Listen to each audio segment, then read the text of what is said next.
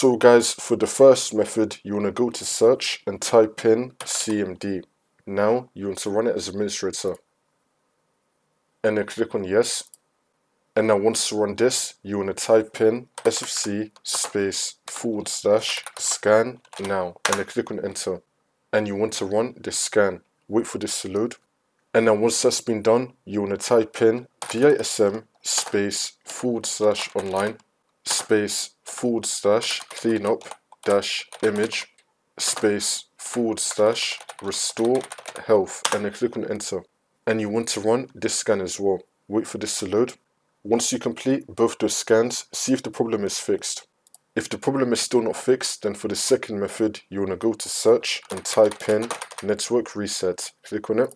And now once you're on this, you want to click on reset now, and then click on yes. It's now going to restart your computer in 5 minutes, or you could just do it yourself right now. And then hopefully this will fix your problem.